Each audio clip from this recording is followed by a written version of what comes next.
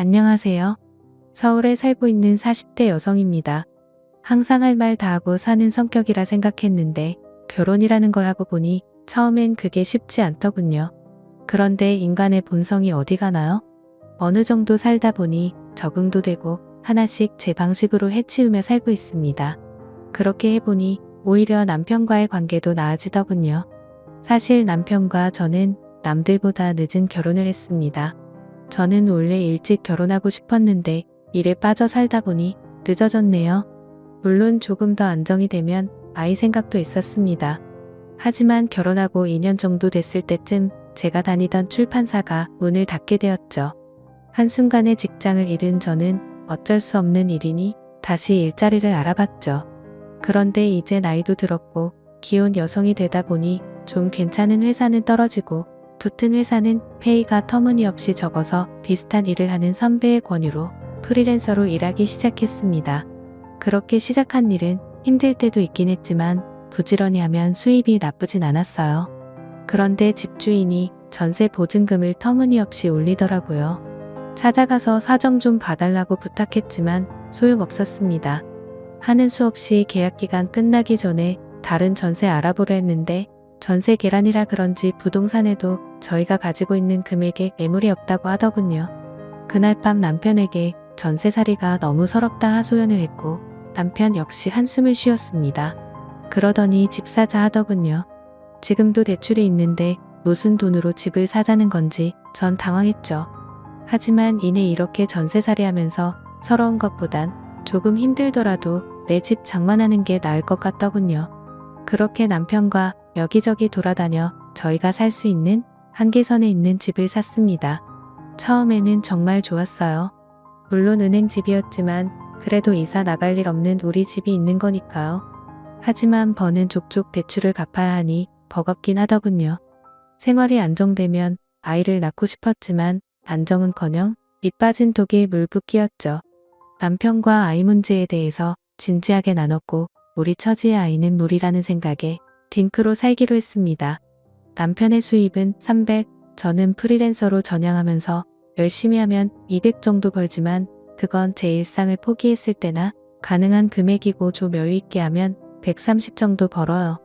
둘이 살면 쪼들리지는 않을 것 같은데 아이가 태어나면 일단 제가 일을 하기 힘들어지고 그럼 금전적인 문제가 생길 수밖에 없더군요. 이게 바로 현실이었습니다. 그런데 집에서 있는 시간이 많아지니 집안일도 제 일이 되더군요. 남들에게 이런 고충을 이야기해도 아무도 이해를 못해요. 그냥 다들 집에서 일하니까 부러워만 했죠. 경단녀보단 낫지 않냐, 여유롭게 돈 벌어서 좋겠다 등등 분명 열심히 일을 하는 사람인데 노는 사람 취급받아 기분이 나빴습니다. 그리고 프리랜서는 출근 시간, 점심시간, 퇴근 시간이 다 모호해서 하루 종일 노트북 앞에 붙어 있는 경우가 대부분이에요. 이러다 보니 집안일은 신경도 안 쓰게 되었고 처음에는 안 그랬던 남편도 이제는 제가 집안에서 일하는 게 익숙해지는 건지 아니면 제가 일하는 걸 까먹은 건지 종종 서운한 소리를 하더군요. 물론 처음엔 제가 했습니다. 하지만 집안일이라는 게 결국 사람의 손이 가야만 하는 거고 특히나 마감 날짜가 가까워지면 그나마 하던 집안일도 손에서 놓게 되죠. 분명히 같이 살고 맞벌이를 하고 있는데 억울하더군요. 그래서 참다 남편한테 이야기했어요. 집에서 일을 하는 거지 집에서 살림하는 게 아니야. 집안일 하다가 남는 시간에 일을 하는 게 아니고 당신이 회사에서 일하는 것처럼 치열하게 일하다가 잠깐 쉴 수 있을 때가 있는 건데 그 사이에 차 한 잔이 아니라 집안일을 해야 하는 거잖아. 이건 부당해. 하지만 남편은 볼멘 소리만 할 뿐이었죠. 그런데 제가 요새 마감 날짜를 맞춰야 해서 주말에도 컴퓨터를 붙잡고 있으니 남편이 서운해야 하더군요. 자기랑은 시간 언제 보내냐고. 그래서 전 평소에 하는 집안일 반으로 줄어들면 이런 일도 없다고 말했습니다. 그래도 저와 시간 보내고 싶은지 그 뒤로는 집안일 왜 안 했냐 잔소리도 안 하고 여전히 서툴지만 도와주려고 노력은 하더군요. 가끔 밥도 해주고요. 그런데 우리끼리는 그렇게 맞추며 산다 하지만 문제는 시부모님이 오실 때였습니다. 시부모님은 해남에 사십니다. 연세도 있으셔서 오래 운전하시기도 어려우시죠. 그래서 오실 때면 주로 대중교통을 이용해서 오시는데 나이 드신 분들이 서울이 얼마나 복잡하고 어렵겠어요.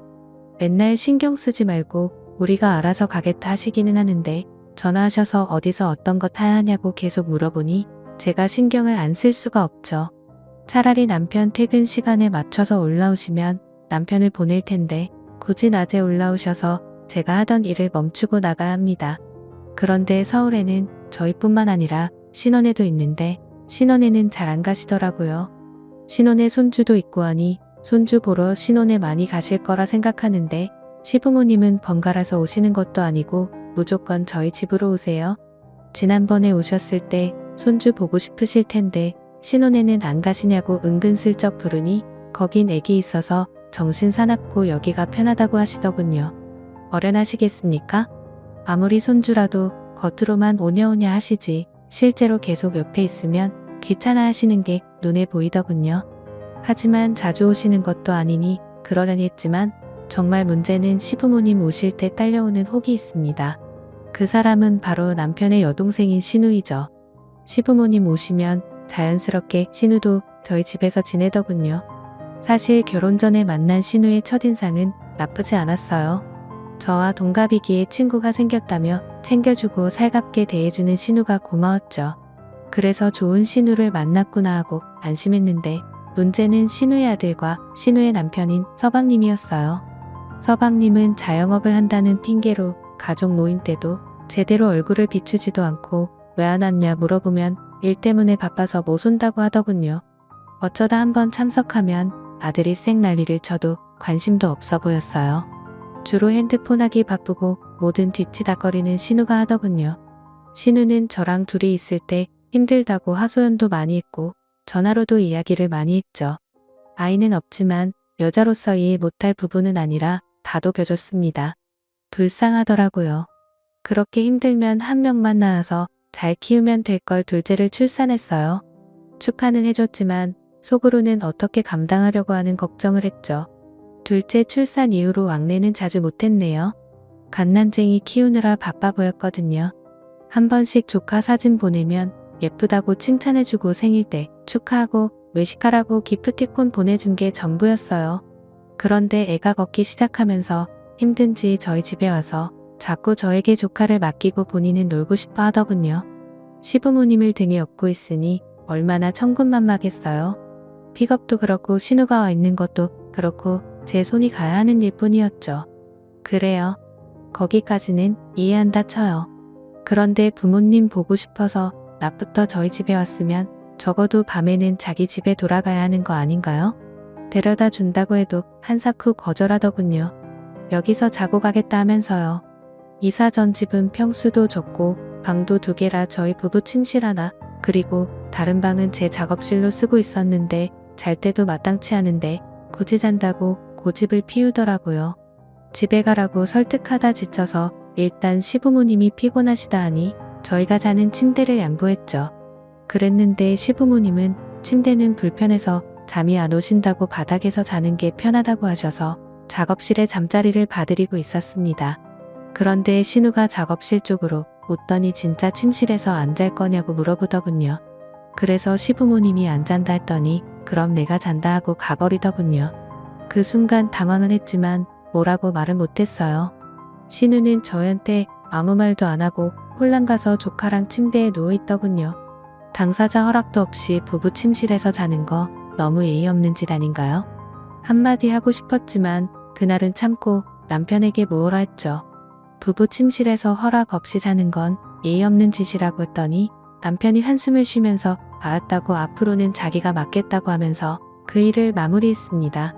하지만 더한 건 다음날 아침이었죠. 아침부터 애들이 무슨 기운이 넘치는지 온 집안을 헤집고 시끄럽게 뛰어다닌다군요. 신우는 애들 재지는커녕 어머님이랑 TV 보면서 깔깔깔 웃어대고 결국 남편을 붙잡고 당신이 말려보라고 이야기했지만 애들이 다 그렇지 하고 넘깁니다. 결국 아래층 집에서 올라왔고 사과는 제가 했네요. 이번 문제는 저 혼자 참으면 되는 문제가 아니라 다른 사람들에게도 피해를 주는 일이라고 생각해 참지 않기로 했어요. 아이들을 붙잡고 설교를 했습니다. 그러자 신우가 노골적으로 자기 애를 혼내지 말라는 티를 내더군요. 하지만 어차피 신우는 방치할 테니 신우 눈치 보지 않고 애들을 혼냈어요. 여긴 숙모 집이야. 그러니까 숙모 말 안 듣는 사람은 못 오는 거야. 알겠어? 대답은 했지만 금방 또 제자리더라고요. 제가 좀 뭐라고 해야 신우도 그제서야 얘들아 그만하는 말을 할 뿐이었죠. 이러다 보니 시댁 식구들 왔다 가면 너무 피곤했습니다. 게다가 일이 미뤄지니 밤새 작업을 해야만 했죠. 사실 시부모님은 많이 오셔야 1년에 3번 정도 오셨기에 참으면 됐는데 이사하고 나서는 이야기가 달라지더군요. 지금 집은 돈 들인 만큼 평수가 꽤 컸어요. 방도 4개고요. 하나는 저희 침실, 두 번째 방은 제 작업실, 세 번째는 옷방, 마지막은 부모님 오실 때 편하게 주무시라고 손님 방을 만들었죠. 그러고 나니 언젠가부터 신우가 집들이 안 하냐고 계속 묻더군요. 그래서 집들이 바빠서 안 할 것 같다고 말했습니다. 그랬더니 신우는 그럼 놀러 가는 건 되죠? 라고 물어보더라고요. 시부모님도 안 오시는데 오려고 해서 기분 쎄했습니다. 그래서 제가 바빠서 안 된다고 하니까 그럼 본인이 시간 맞추겠다고 꼭 한번 가보고 싶다고 사정을 하더군요. 이 핑계 저 핑계 대면서 계속 피했지만 더 이상 핑계거리를 만들기도 힘들고 계속 연락해서 사람 미치게 하는데 그냥 한번 집에 초대하기로 결심했죠. 마침 가장 급한 거니 잘 마무리가 돼서 내일 오라고 이야기했습니다. 대답하는 목소리가 아주 밝더라고요. 일 때문에 저녁에 와줬으면 좋겠다고 부탁했는데 낮부터 조카를 주렁주렁 달고 왔더군요. 한숨은 나오지만 돌아가라고 할 수 없어서 일단 집으로 들였습니다.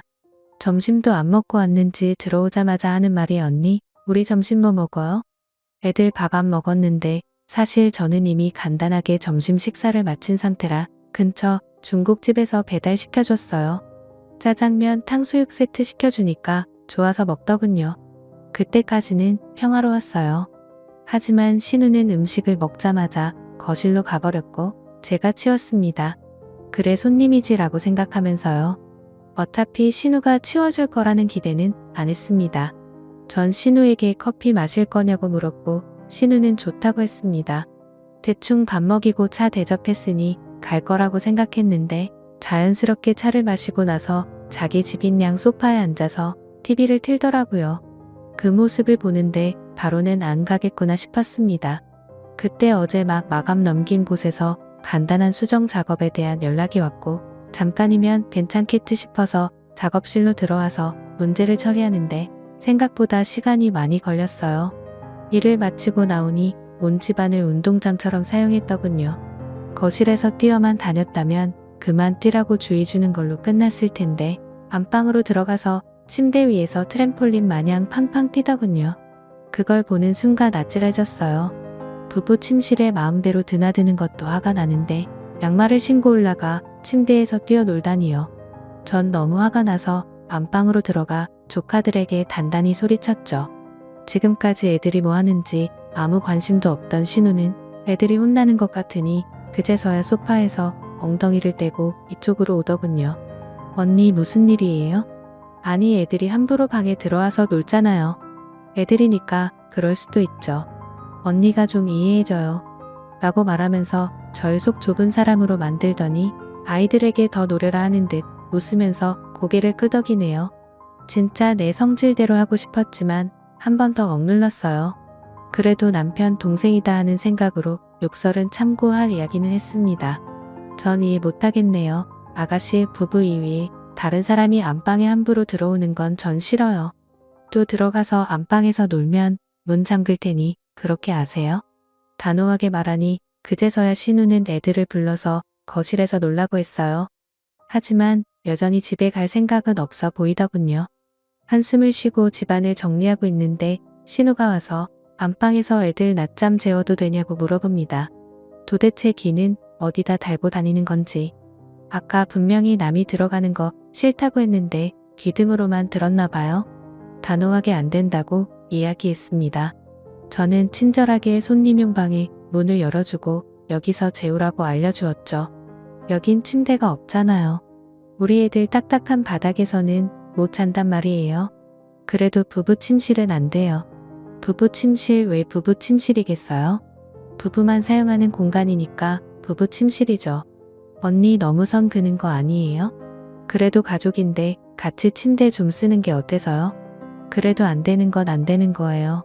굳이 침대가 필요하면 아가씨네 집에서 낮잠 재우시면 되겠네요. 한 번 선을 그으니 두 번째는 쉽더군요. 서운해하는 것 같았지만 제가 신경 쓸 부분은 아니었죠. 그렇게 면박을 줘도 집에 안 가고 입을 피더군요. 잠깐은 조용하겠다 싶어서 얼른 거실 정리하고 작업실에 들어가 밀린 업무를 봤죠. 은근히 제 쪽으로 와서 그만 가보겠다고 말하길 기다렸는데 남편 올 때까지도 갈 생각을 안 하더라고요. 서방님 안 기다리시냐고 물어보니 늦게 들어와서 괜찮다고 말했습니다. 결국 여기서 밥을 먹겠다는 의지가 분명하더라고요. 결국 힘든 저녁을 먹고 상을 치우는데 오늘 친정 온 기분이었네요. 고마워요 새언니 하면서 말하는데 상을 엎어버릴 뻔했습니다.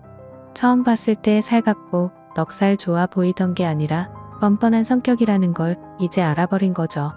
그날 남편은 신우를 집까지 데려다 줬고 다음에도 또 오겠다는 소름 끼치는 말을 남기고 자기 집으로 사라졌습니다. 이대로는 안 되겠다 싶었죠. 남편이 돌아오길 기다렸습니다. 그리고 남편이 들어오자마자 오늘 있었던 일을 전부 다 이야기해 줬어요. 그런데 남편은 아무렇지도 않아 보이더군요. 하루 이틀 본 사이도 아닌데 뭘 그래. 동생이니까 하루 정도 밥해 줄 수 있는 거잖아. 하루가 아닐 것 같아서 그렇지. 아닐 거야. 자기 집도 있는데 귀찮아서 여길 또 오겠어? 당신은 당신 동생에 대해서 너무 몰라. 당신이 너무 예민하게 구는 거라니까. 그래. 나 예민해. 업무 중에 방해하면 좋아하는 사람이 어디 있어. 나도 또 이런 일 당하면 아가씨한테 어떤 일을 저지를지 몰라. 나랑 아가씨 사이에서 틀어지면 그건 당신이 감당해야 될 거야. 알았어? 알았어. 내가 잘 이야기해 볼게.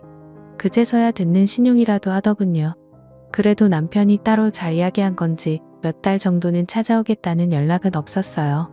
좀 잠잠해지나 싶었는데 갑자기 연락 와서 우리 집에 놀러 오고 싶다고 하더군요.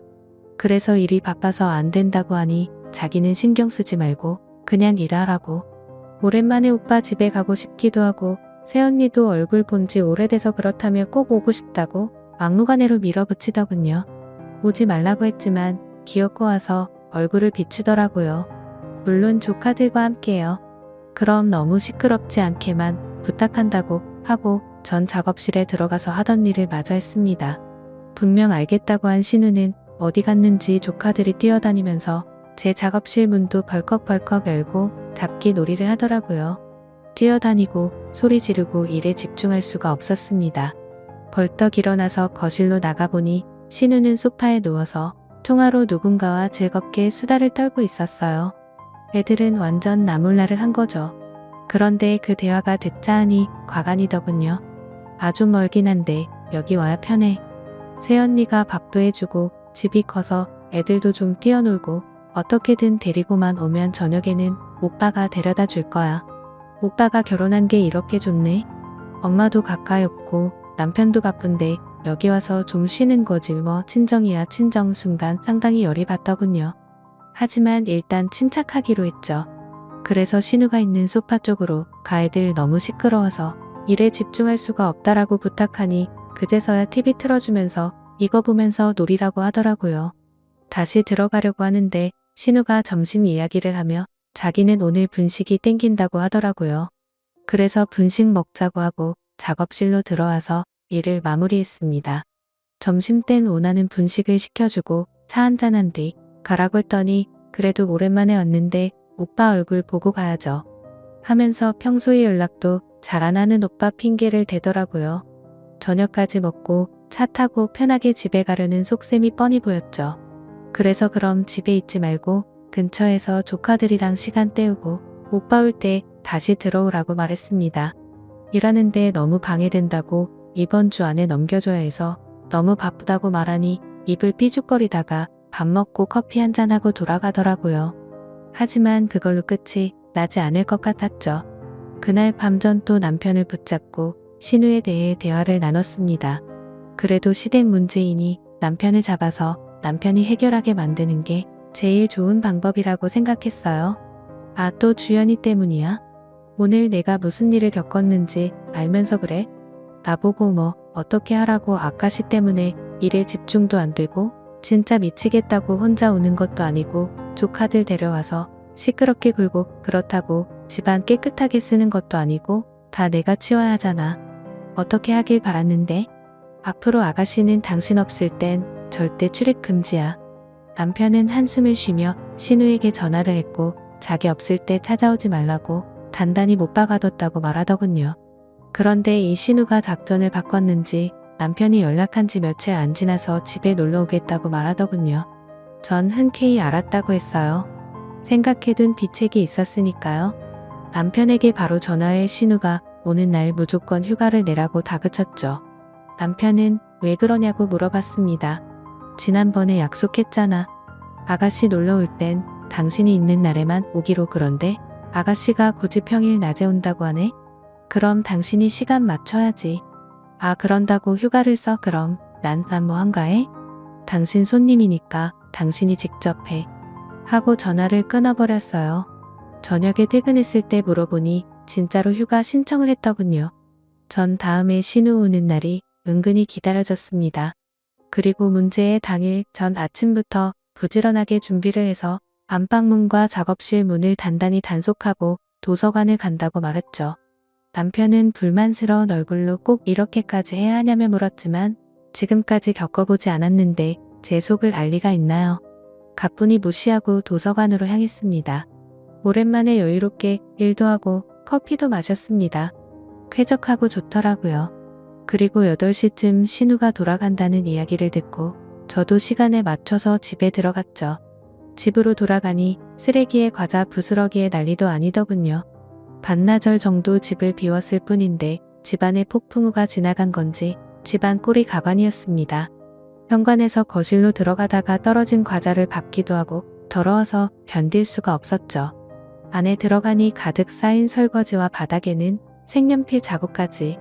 게다가 냉장고 문을 손에 뭘 묻히고 계속 만졌는지 손잡이가 끈적하더라고요.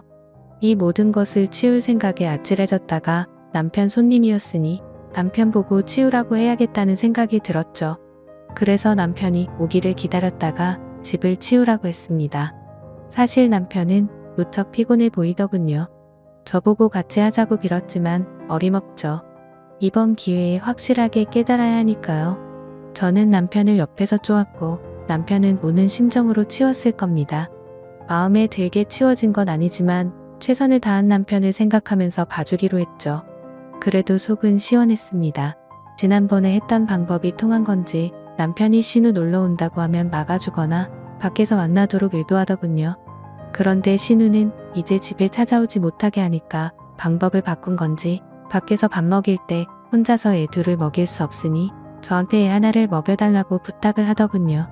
어쩌다 한 번이면 해줄 수도 있었지만 지금 신우는 저에게 미운 털이 잔뜩 박힌 상태라 절대로 해주고 싶지 않았어요. 저는 옆에 있던 남편에게 눈치를 줬고 남편은 조카의 밥을 먹였죠. 덕분에 전 편하게 식사했어요. 꼭꼭 씹어 먹으면서도 맛도 음미했죠. 다 먹고 난 후 남편에게 교대하자고 했는데 조카 밥은 한 숟가락 정도만 남았더라고요. 제가 할 일은 거의 없었습니다.